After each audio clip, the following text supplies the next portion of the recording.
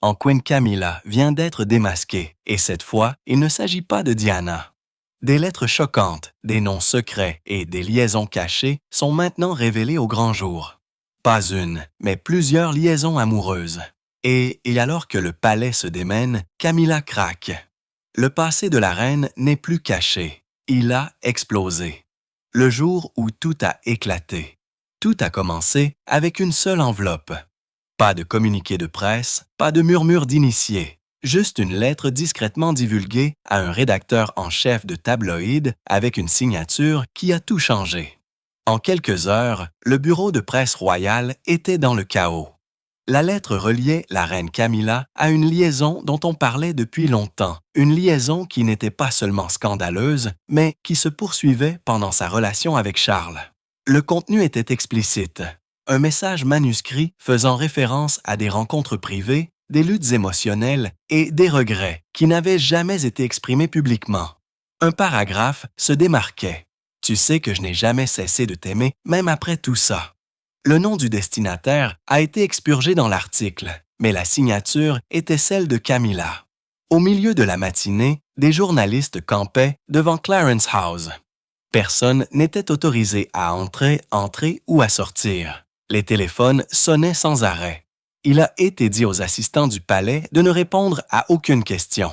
Le personnel de communication a publié une simple phrase stérile. Aucun commentaire du bureau de Sa Majesté pour le moment, mais le silence n'a pas fonctionné. Cet après-midi-là, Camilla a été aperçue en train de monter dans une voiture devant Clarence House. Sa tête était basse, son visage caché derrière des lunettes de soleil surdimensionnées. Mais les larmes étaient visibles. Les journalistes ont crié des questions. Elle n'a pas répondu. Elle n'a pas fait signe de la main. Elle a juste disparu. Ce qui a commencé comme une petite fuite s'est transformé en un désastre royal à part entière. Les rédacteurs se sont empressés de vérifier les documents. Les experts ont analysé l'écriture. Les historiens ont ressorti les rumeurs archivées. Et chaque fil conduisait à la même question. Combien de liaisons Camilla a-t-elle réellement eues? La presse l'avait toujours dépeinte comme l'autre femme dans la saga Charles-Diana. Mais ce à quoi personne ne s'attendait, c'est ça. Camilla jouait peut-être sur les deux tableaux, pas seulement dans les années 1980, pas seulement avant le mariage, mais même après. Et maintenant, il n'y avait pas qu'une seule liaison présumée qui faisait l'objet de chuchotements. C'était un dénouement. Le réseau de liaisons cachées de Camilla. Avant d'être reine, avant même d'être connue publiquement comme la compagne de Charles, Camilla Parker B.S. s'était déjà fait un nom dans les cercles aristocratiques, non pas pour les titres, mais pour les relations. Selon des rapports refaits surface et des lettres privées qui circulent maintenant en ligne, Camilla aurait été liée sentimentalement à au moins 8 hommes différents dans sa jeunesse, tous issus de l'élite britannique. Plusieurs étaient sommés mariés. Certains avaient des liens avec l'armée. D'autres étaient de vieux célibataires fortunés dont les familles possédaient plus de terres que Buckingham Palace lui-même. Mais un nom a refait surface plus fort que les autres. Un officier marié de l'armée britannique, connu pour avoir partagé des week-ends secrets avec Camilla au début des années 1970. Son nom n'a jamais été confirmé publiquement, mais les observateurs de la famille royale ont longtemps cru qu'il était plus proche de la couronne que quiconque ne l'admettait. Ce qui a le plus choqué les gens, ce n'est pas le nombre d'amants, c'est le caractère public des secrets dans les cercles élitistes. À l'époque, les journalistes royaux restaient silencieux. Les liaisons faisaient tous simplement partie de la vie aristocratique. Mais maintenant, avec les médias sociaux, les archives numériques et les dossiers personnels divulgués, les anciennes règles ne s'appliquent plus. Charles était, semble-t-il, au courant de bon nombre de ces relations. Un ancien membre du personnel a affirmé qu'il avait plaisanté une fois en disant « Elle est plus branchée que les joyaux de la couronne ». Mais au fil des ans, sa loyauté envers Camilla n'a jamais faibli, même lorsque la vérité est devenue trop lourde. Maintenant, cette loyauté est remise en question. Alors que les médias continuent d'enquêter, de nouveaux noms et de nouveaux calendriers sont ajoutés à l'histoire des relations de Camilla. Certains se chevauchent, d'autres contredisent l'histoire d'amour royal officielle. Un expert a qualifié cela de réseau complexe de privilèges, de secrets et de survie. Pendant des années, le public a cru que Camilla avait simplement été l'amour interdit de Charles, attendant patiemment dans l'ombre jusqu'à ce que le moment soit venu. Mais la vérité pourrait être plus sombre. Elle n'attendait pas dans les coulisses. Elle dansait dans la fumée avec bien plus qu'un seul homme à ses côtés. Et, maintenant, cette fumée se dissipe. Le passé de la reine n'est plus caché. Il est documenté, disséqué et dangereusement près de faire s'effondrer son héritage soigneusement bâti. L'affaire qui ne s'est jamais arrêtée. Au moment où Charles a épousé Diana en 1951, tout le monde au palais, du valet de pied à la famille, savait déjà que Camilla n'allait nulle part. Mais ce que la plupart des gens ne savaient pas, c'est que Camilla n'était peut-être pas non plus exclusive à Charles. Alors que les médias se sont empressés de vérifier la lettre nouvellement divulguée, une autre affirmation explosive a émergé. Celle-ci provenait d'un ancien membre du personnel royal qui a travaillé en étroite collaboration avec Charles au milieu des années 1980. Selon eux, Camilla a continué à voir un autre homme en secret, même lorsqu'elle était en couple avec le futur roi. Ce n'était pas un potin de tabloïd. Il y avait des entrées de journal, des notes manuscrites et, selon certaines sources, des relevés téléphoniques qui plaçaient Cass et Samila dans un domaine rural isolé, appartenant à un ami de la famille qui se trouvait également être lié sentimentalement à elle dans le passé. L'affaire n'avait pas lieu chaque semaine. Ce n'était ni imprudent ni bâclé, c'était calculé. Des vérifications discrètes, des retraites saisonnières et des lettres intraçables échangées sous le couvert de vieilles amitiés. Mais derrière ces courtoisies se cachait quelque chose de plus profond, un amour qu'elle n'a jamais abandonné. Un initié l'a dit simplement. Camilla n'a pas seulement trompé Diana avec Charles, elle l'a peut-être trompé lui aussi. Plus inquiétant encore, Diana était peut-être au courant. Des amis de la défunte princesse se sont maintenant manifestés, affirmant que Diana leur avait confié un sentiment qu'elle ne pouvait pas chasser, qu'il y avait quelqu'un sur qui Camilla s'appuyait lorsque les choses, avec Charles, devenaient trop publiques ou trop politiques. Et c'est logique maintenant. Dans des enregistrements privés, révélés plus tard aux biographes, Diana a dit un jour « Tout le monde était tellement concentré sur Charles et Camilla qu'ils ne se rendaient pas compte que Camilla avait sa propre issue de secours. Il ne s'agissait plus seulement d'un amour interdit. Il s'agissait de pouvoir et de la façon dont Camilla utilisait l'affection, l'attention et le secret pour maintenir le contrôle, même lorsqu'elle était entourée de membres de la famille royale. La monarchie avait cru l'avoir domptée. Mais, en vérité, Camilla jouait toujours son propre jeu. Et maintenant, le tableau de bord a enfin été révélé. L'histoire scandaleuse de sa famille. Si les affaires personnelles de Camilla ont choqué le public, l'histoire de sa famille explique pourquoi elles ne l'ont jamais choquée. Parce que bien avant que Camilla ne pénètre dans les cercles royaux, sa lignée avait déjà été tissée dans le tissu du scandale royal. Son arrière-grand-mère, Alice Keppel, était célèbre pour être la maîtresse officielle du roi Édouard VII, une relation qui a duré plus d'une décennie et qui était pleinement acceptée dans les murs du palais. Camilla a grandi non pas en cachant cette histoire, mais en la portant comme un héritage. En fait, dans certains cercles, c'était une source de fierté. Un historien royal a noté « Les Keppel ne considéraient pas leur histoire avec la couronne comme honteuse. Ils y voyaient un lien, le genre de lien qui ne pouvait pas être enlevé, même sans titre. » Cela soulevait une question inconfortable. Camilla a-t-elle vraiment voulu être reine? Ou était-elle toujours plus à l'aise pour détenir le pouvoir sans la responsabilité publique? Dès son plus jeune âge, Camilla a appris à influencer les hommes puissants sans être sous les feux de la rampe. Elle comprenait la discrétion, elle comprenait le charme, et elle a compris que parfois, être à côté du trône était plus sûr que d'être assise dessus. De nombreux experts royaux affirment maintenant que l'ascension de Camilla n'était ni accidentelle ni même romantique.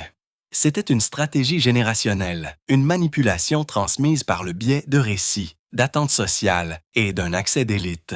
Même la mère de Camilla, Rosalind Shand, était connue pour ses opinions tranchées sur la famille royale et ses liens avec des hôtes aristocratiques qui recevaient régulièrement des membres du clan Windsor. Ce n'était pas une histoire d'amour. C'était une ascension lente et calculée, facilitée par un héritage, une familiarité et des secrets soigneusement gardés. Et lorsque Charles l'a rencontrée dans les années 1970, Camilla savait déjà exactement qui elle était et ce qu'elle représentait. C'est pourquoi, lorsque Diana est arrivée, jeune et les yeux grands ouverts, Camilla n'a jamais sourcillé. Parce que dans son esprit, Diana n'était pas le défi, elle était la distraction. Et maintenant, alors que son passé refait surface, lettre après lettre, nom après nom, la famille royale est forcée de se confronter à une vérité brutale. Camilla n'a pas enfreint les règles. Elle en a hérité. Comment Diana a été mise de côté. Au moment où Diana s'est avancée dans l'allée en 1941, elle croyait qu'elle s'engageait dans un mariage, pas dans un triangle. Mais à l'intérieur du palais, Camilla n'était jamais une simple ombre. Elle était une présence, stable, confiante et profondément ancrée dans la vie de Charles. Des lettres et des transcriptions téléphoniques divulguées qui circulent maintenant en ligne montrent comment Camilla s'est positionnée, même lorsque Diana était encore nouvellement mariée. De petites choses au début, des appels privés, des notes envoyées par l'intermédiaire d'intermédiaires, des dîners organisés sous le couvert de l'amitié.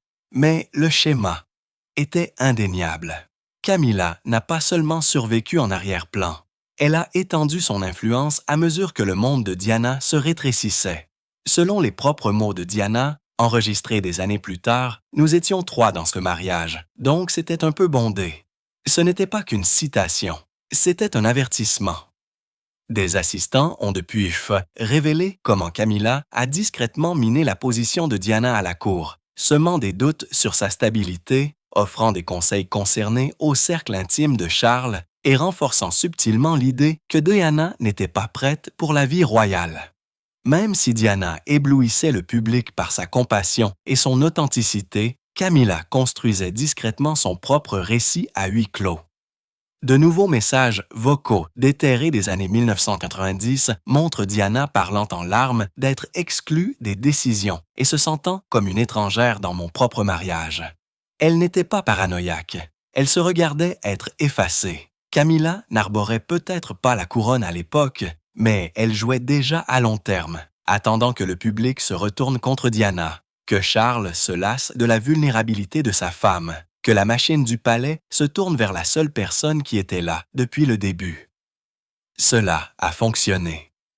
Au milieu des années 1990, Diana était isolée, dépouillée de son titre d'Altesse royale et vivant seule au palais de Kensington. Camilla, quant à elle, était réintroduite avec soin dans la vie publique de Charles. Des dîners discrets, des apparitions conjointes, puis finalement la tournée de réhabilitation qui l'a rendue acceptable pour le public. Ce n'était pas un hasard, c'était une stratégie. Camilla n'a pas seulement regardé Diana tomber, elle s'est déplacée dans l'espace laissé derrière. Et maintenant, alors que ces fuites se déversent, le monde voit non seulement la liaison, mais aussi l'architecture de la façon dont Diana a été lentement mise de côté. La complicité silencieuse de Charles. Alors que le passé de Camilla fait des gros titres, une vérité devient de plus en plus difficile à nier. Charles n'était pas une victime passive. Il n'a pas été pris au dépourvu. Il n'a pas été trompé. Il a choisi cela. Allez, encore et encore. De nombreux initiés confirment maintenant que même lorsque Diana implorait de la clarté dans leur mariage, Charles a maintenu un lien stable avec Camilla. Il l'a protégée des regards indiscrets, a assuré sa vie privée et a même utilisé les ressources du palais pour la tenir à l'écart des tabloïds lorsque des histoires ont commencé à faire surface. Lorsque Diana l'a confronté, il aurait dit « Camilla n'est pas négociable ». Ces 3 mots n'étaient pas qu'un aveu. C'était un contrat entre l'homme qui deviendrait roi et la femme qui aurait toujours une prétention sur lui. De nouveaux documents suggèrent que Charles était également au courant des autres relations de Camilla. Des notes manuscrites entre Charles et un ancien assistant décrivent la façon de naviguer entre des relations qui se chevauchent et de tenir à distance les gros titres inutiles. En d'autres termes, il ne savait pas seulement, il gérait. Pendant des années, cet arrangement est resté caché derrière des sourires publics polis. Diana a joué son rôle, Charles a joué le sien et Camilla, protégée par les deux, a joué le sien. Mais sous la surface, tout le monde au palais comprenait les enjeux. Maintenant que le passé de Camilla refait surface avec des preuves, le silence que Charles a maintenu pendant des décennies est devenu son handicap. La sympathie du public pour Diana a de nouveau augmenté. Les sondages montrent une augmentation du soutien à William et Catherine et une forte baisse pour le roi et la reine consort. Les historiens disent que Charles s'est battu pendant des décennies pour réhabiliter l'image de Camilla, pour faire accepter au public qu'elle fasse partie de l'avenir de la monarchie. Mais ces révélations menacent de défaire tout cela. Pas seulement sa réputation, mais son héritage. Parce qu'au cœur de ce scandale, il n'y a pas qu'une simple liaison. C'est un schéma de loyauté sans honnêteté, de protection de Camilla au détriment de la vérité, de choix du silence plutôt que de la transparence. Et maintenant, ce silence se fissure. Comme l'a dit un initié, Charles ne s'est pas contenté de soutenir Camilla. Il a construit un mur autour d'elle. Et maintenant, ce mur s'écroule. Ce qui est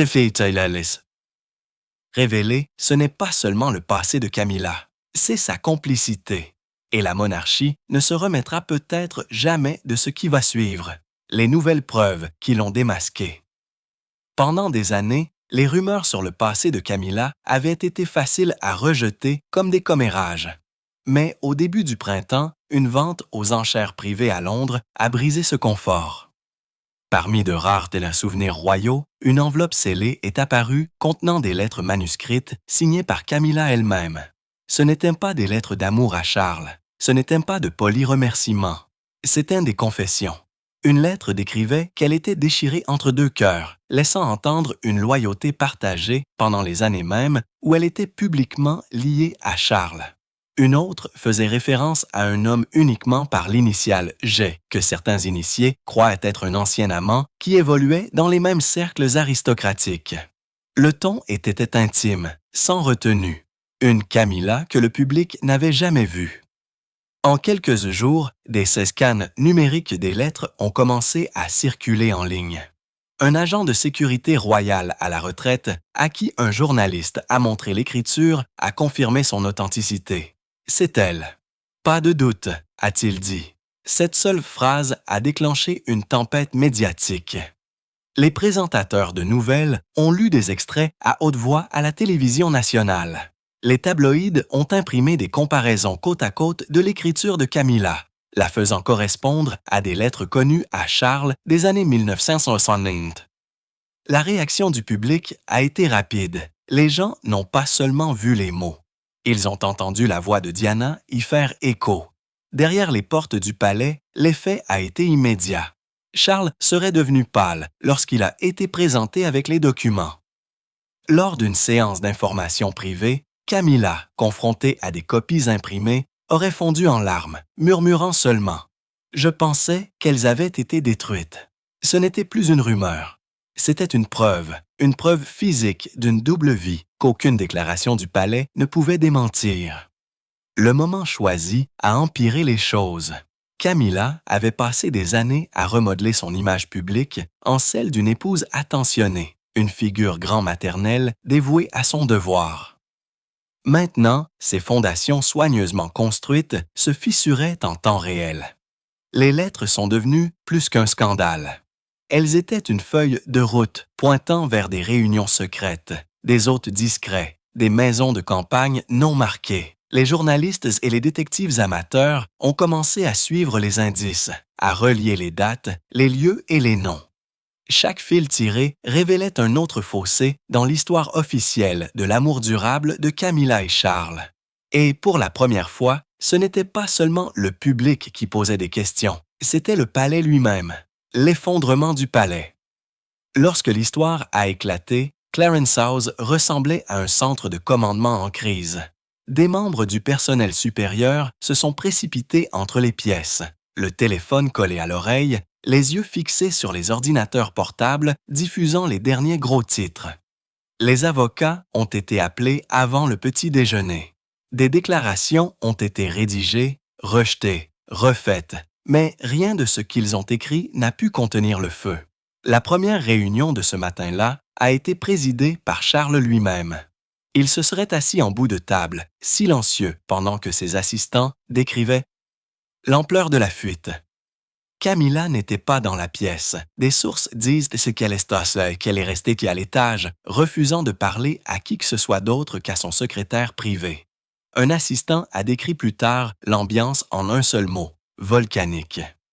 À midi, le prince William et la princesse Catherine avaient été informés. Selon des initiés, ils étaient profondément mal à l'aise et ont discrètement exigé la transparence, non pas pour les commérages, mais pour la survie de la monarchie. Si cela n'est pas résolu, a averti l'un de leurs conseillers, nous n'héritons pas d'une couronne, mais d'un scandale. Charles a tenu 2 sessions d'urgence avec son équipe de communication. Des stratégies ont été proposées. Nier, minimiser, distraire, mais chaque option semblait creuse. Les lettres existaient. L'écriture a été prouvée. La presse ne spéculait plus. Elle rapportait. On a dit au personnel de se préparer aux retombées. Cette expression, normalement réservée aux atteintes à la sécurité ou aux urgences constitutionnelles, planait maintenant sur un scandale conjugal. Et dans les coulisses, les enjeux étaient clairs. Si l'image de Camilla s'effondrait, la monarchie en prendrait un coup direct. Même les alliés de la reine consort étaient ébranlés. 2 de ses assistants de longue date auraient démissionné dans les 24 heures suivant les fuites. Les correspondants royaux, généralement respectueux du discours du palais, ont commencé à spéculer ouvertement à la télévision du matin sur la question de savoir si Camilla pourrait être invitée à se retirer de ses fonctions publiques. À l'extérieur, des manifestants se sont rassemblés près de Buckingham Palace, brandissant des pancartes sur lesquelles on pouvait lire « Justice pour Diana » et « Pas ma reine ». Sur les médias sociaux, Boaz Camilla Exposed était une tendance dans plusieurs pays. De vieux extraits de la célèbre interview de Diana, Nous étions 3 dans ce mariage, sont redevenus viraux, regardés par des millions de jeunes générations qui n'avaient connu Camilla que comme une figure plus douce et plus âgée. À l'intérieur du palais, une pensée résonnait dans tous les couloirs. Si Camilla tombe, toute la couronne tremble. Charles, qui avait passé des décennies à réhabiliter son image et à miser son héritage sur son acceptation, était maintenant confronté à un choix impossible. Protéger la couronne ou protéger sa femme. Quoi qu'il en soit, l'image de stabilité soigneusement gérée de la monarchie avait été brisée. Comme l'a dit un initié du palais à un journaliste ce soir-là. Nous pensions que le fantôme de Diana était enfin au repos, mais elle est de retour et elle gagne. Le public se refroidit. Si le palais pensait que le silence calmerait la tempête, il se trompait. En moins de 48 heures, le sentiment public a basculé. Les mêmes médias qui, autrefois, se mettaient sur la pointe des pieds autour de Camilla se sont maintenant complètement retournés contre elle. Les téléscripteurs ont diffusé en gras les mots « dissimulation royale ». Les émissions matinales ont ouvertement débattu de la question de savoir si Camilla devait démissionner. Et puis, il y a eu Internet, sur Twitter, TikTok et Instagram. Les hashtags ont explosé. #PasseMarine, Justice pour Diana, lâche Camilla démasquée. De jeunes observateurs royaux, dont beaucoup n'étaient même pas nés pendant le triangle. Charles, Diana, Camilla publiait maintenant des extraits côte à côte de l'interview de Diana à Panorama en 1995 et de la dernière apparition de Camilla à un gala. Le contraste était accablant. Un extrait de Diana disant « Il ne voulait pas que je sois reine » a été visionné plus de 25 millions de fois en 24 heures. Soudain, le monde s'est souvenu. Il ne s'agissait pas seulement de la reine consort. Il s'agissait de la femme que le monde a perdue trop tôt et de celle qui l'a remplacée. Les sondages ont reflété l'indignation. Le taux d'approbation de Camilla, qui se maintenait autrefois autour de 50%, a chuté à 32% en seulement 3 jours. Pendant ce temps, le soutien du public à la princesse Catherine a grimpé en flèche. Les téléspectateurs ont commencé à la qualifier de véritable reine en devenir. Lors de veillées aux chandelles organisées à Londres, Sydney et Toronto, Des fans ont laissé des notes sur lesquelles on pouvait lire « Diana, ils te voient enfin. Ce n'a jamais été ta couronne, Camilla. » À l'intérieur du palais, Charles était ébranlé. Des conseillers l'ont averti que s'il n'agissait pas, l'image à long terme de la monarchie pourrait s'éroder au-delà de toute réparation.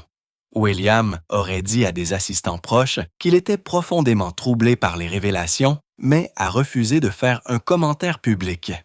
Son silence, cependant, était bruyant.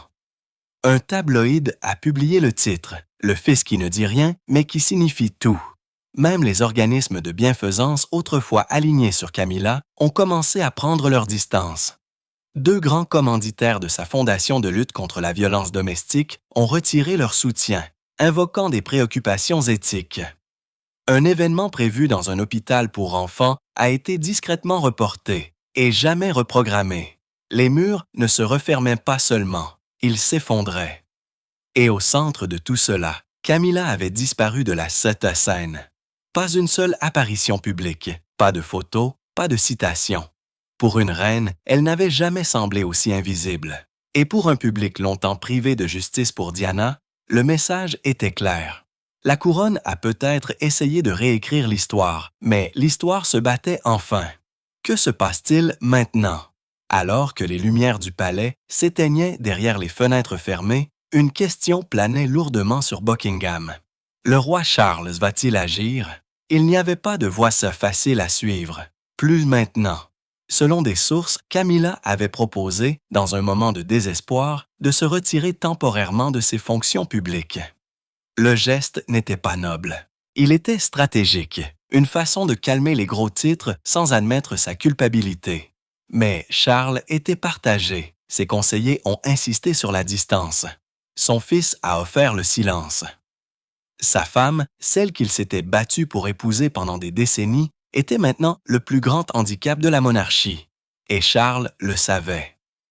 À huis clos, les réunions sont devenues tendues. Des experts juridiques ont mis en garde contre les responsabilités civiles si les lettres étaient davantage authentifiées. Des assistants principaux auraient recommandé une déclaration limitée reconnaissant la complexité des relations passées. Mais Charles a résisté. Il savait que même une allusion à un aveu détruirait l'illusion d'unité royale qu'il avait passé des années à construire. Puis est venu l'appel téléphonique du prince William. Ce n'était pas de la colère, ce n'était pas émotionnel, c'était ferme. William a demandé une seule chose: protéger la monarchie, pas votre mariage. Ces mots, selon un assistant principal du palais, ont frappé Charles plus fort que n'importe quel gros titre. Camilla Evoyes est restée à l'étage à Ray Mill House, refusant apparemment les visiteurs. Certains disent qu'elle n'avait pas parlé directement à Charles depuis que les lettres ont été rendues publiques. Son cercle intime s'était tu. Son personnel a commencé à demander des mutations. Un commentateur royal a décrit cela comme une atmosphère de préabdication, mais pour une épouse. Le poids sur les épaules de Charles n'était pas seulement historique. Il était profondément personnel. S'il restait aux côtés de Camilla, il risquait d'être considéré comme complice de tromperie. L'image même que Diana s'est battue pour révéler. Mais s'il prenait ses distances, il défrait publiquement la femme qu'il avait faite reine. C'était une situation perdant-perdant. Et pourtant, ne rien faire semblait encore pire. Alors que les initiés du palais ont commencé à préparer un plan d'urgence, les observateurs royaux se sont préparés à ce qui pourrait arriver ensuite. Une retraite tranquille, une déclaration formelle ou même une séparation déguisée en congé de maladie. Aucune décision n'a été finalisée. Mais une chose était maintenant indéniable. L'image de Camilla est brisée. Ses secrets ne sont plus des murmures. Ce sont des gros titres. Et Charles, il peut encore porter la couronne, mais pour la première fois depuis le début de son règne, il est seul au sommet. Les dégâts sont faits. L'image de Camilla Soissitaine est brisée et Charles est pris au piège entre l'amour et l'héritage. Ce qui était autrefois enfoui dans l'ombre est maintenant une nouvelle à la une. Avec la confiance du public qui s'effrite et le nom de Diana qui se relève, la monarchie est confrontée à sa crise la plus personnelle à ce jour. La vérité est dévoilée et elle est imparable.